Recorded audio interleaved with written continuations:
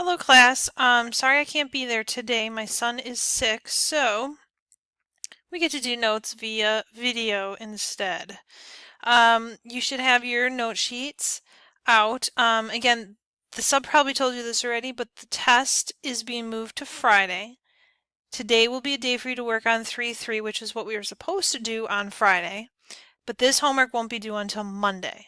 All right, so if you don't understand this stuff, it's okay. We'll have some time. It's not going to be on the test on Friday, so everything should be okay. All right, so here comes the 3-3 stuff. So we're dealing with rational functions. We've been dealing with polynomial functions. Rational function is going to deal with r of x equals p of x divided by q of x. So you're dividing two polynomial functions together. This beginning stuff should be fairly familiar to you, like finding domain. All right, remember domain is what the x values can be. Whenever you have a fraction, the main thing you're going to look at is the denominator. So we know that x plus 5 can equal 0, which means that x can equal -5. So if we were to write this using interval notation, it would be from -infinity to -5, and then -5 to infinity. And by the way, if I go too fast, the nice thing about a video, pause it, catch up, that sort of thing. Rewind it if I go too fast. I am limited to 15 minutes, so I probably have a couple videos here of 2 15-minute videos each. And that would be your domain. All right, for the next one, B, look at the denominator, x squared minus 4 can't equal 0, so x squared can't equal 4. X can't be equal to plus or minus 2. All right, so x can equal plus or minus 2. So for interval notation, it's going to go from -infinity to -2, union -2 to +2, union 2 to positive infinity. All right, so those are going to be kind of your places that you'll be allowed to have a domain. For this one, for B, you'll notice the denominator is just a 3. So there isn't any restrictions on x. The x in the numerator can be whatever it wants. So this one, the domain, is going to be anything from -infinity to positive infinity. This guy here, x squared plus 1 can equal 0. X squared can equal -1. Unless we get into imaginary numbers, there's really no number that x cannot be. So this one also isn't going to have a restriction for the domain. All right. -infinity to positive infinity. This guy, x minus 1 can't equal 0, so x can't equal 1. So the domain is going to be -infinity to 1, union 1 to positive infinity. Okay, so that stuff shouldn't be too bad. We've seen domain stuff before. Here's what the parent graphs are going to look like. We're either going to be dealing with a 1 over x graph or 1 over x squared. And here's what they generally look like. You've got your horizontal and vertical asymptotes. All right, at y equals 0, x equals 0 for both of them. And then this graph is the upper right and lower left, and this one's both on the top. All right, so those are your parent graphs. And what we're going to be doing is we're going to be making some changes and doing some transformations. All right, if you have a number that is being like added or subtracted to x, so like x plus 2 in the bottom, x minus 3, anything that's being added or subtracted to x, that's going to be a shift to the left or right. All right, shift left or right. All right. Anything that's being added to the end of the fraction, so like 1 over x squared plus 6.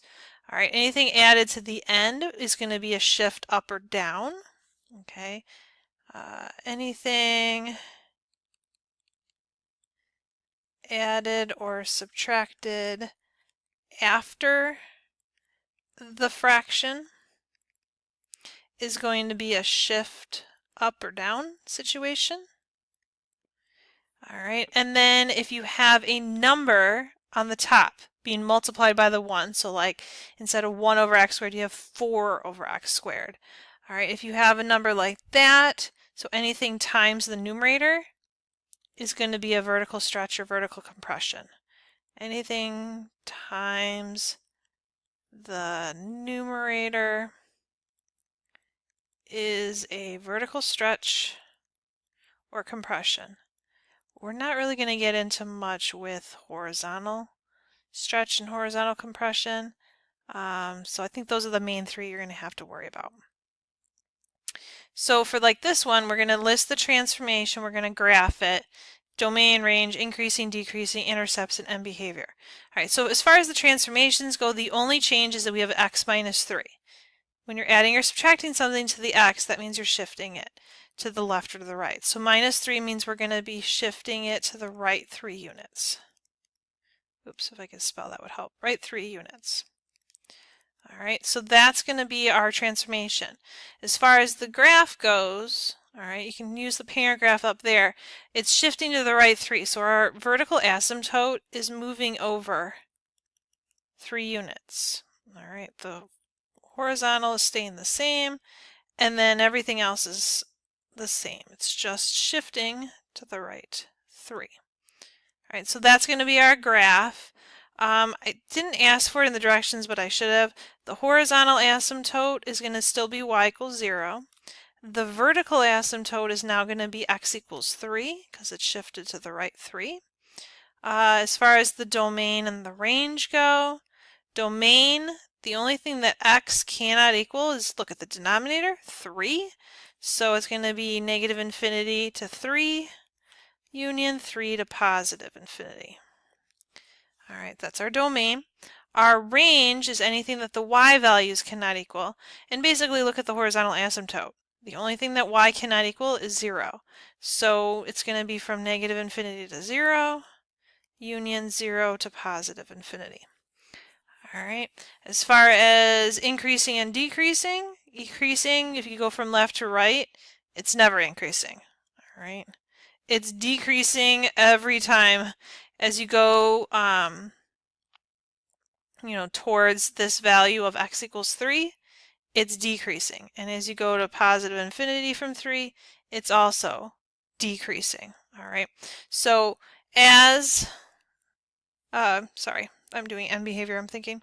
From negative infinity to negative 3, sorry, positive 3, as well as from 3 to positive infinity. All right, it's decreasing from negative infinity to 3 and then from 3 to positive infinity. All right, and then the intercepts, it wants us to list the intercepts. All right, for the x-intercepts, x-intercepts is when y equals 0, but y can't equal 0. So there aren't any x-intercepts, and you can see that from the graph. Y-intercepts is when x equals 0. So if you do 1 over 0 minus 3, you're going to get negative 1/3. So the y-intercept is going to be 0, negative 1/3, and you could label that on your graph. And then we've got end behavior. All right, so end behavior is, as x approaches infinity, what are the y's doing? As x approaches infinity, you'll notice the y's are getting closer and closer to 0. So f of x approaches 0. As x approaches negative infinity, so as we go to the left, it's also getting closer and closer to 0. F of x approaches 0. And that would be your end behavior and intercepts and horizontal asymptotes and all that good stuff. All right, let's go to the next side. With the next side, you have p of x equals 1 over x plus 2 quantity squared. As far as the transformations go, this plus 2 means that we are shifting it to the left 2. Okay, shift left 2 units. All right. As far as a sketch of the graph, all right, this is an x squared graph. It's the one that has the 2 branches up on top. It's shifting to the left 2, so our vertical asymptote will now be at x equals negative 2, but otherwise everything else kind of looks the same. Okay, so it looks like that. And so when we get into, well, let me list the horizontal asymptote is still going to be, this horizontal line, y equals 0. The vertical asymptote is going to be x equals negative 2.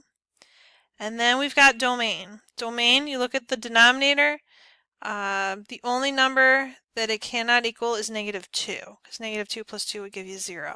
So negative infinity to negative 2, union negative 2 to positive infinity will be your domain. The range, all right, the only thing that y cannot equal is actually 0 and anything below it. You'll notice everything is above 0. So the range is going to go from 0 to positive infinity. And notice it's a rounded bracket because it doesn't include 0 in the range. Increasing, as far as where it's increasing, it increases from negative infinity all the way to negative 2. Alright, as you go from left to right, it starts to increase along that branch. And then for this branch, as you start at negative 2, and you go to infinity, it's decreasing. So from negative infinity, negative 2 to positive infinity, it's decreasing. Going from negative 2 to positive infinity goes down. As far as the intercepts go, the x-intercepts are when y equals 0. All right, but y can't equal 0. You can see that on the graph as well. Doesn't cross the x-axis, so that's none. Y-intercept is when x equals 0. So if you plug in 0, you're going to have 1 over 0 plus 2 squared. You're going to have 1/4. So the y-intercept is going to be 0, 1/4. All right, and then the last bit of it is the end behavior. End behavior as x approaches positive infinity, so as we go to the right, the y's are getting closer and closer to 0, so f of x approaches 0. As we go to the left, as x approaches negative infinity, the y's are also getting closer to 0, so f of x approaches 0. Alright, and that's a lot of review of stuff that we've done in the past, a little bit of new as well. Alright, this guy has a bunch of different transformations going on. Alright, the negative means that it's going to reflect about the x-axis. The 4 means that you have a vertical stretch by a factor of 4.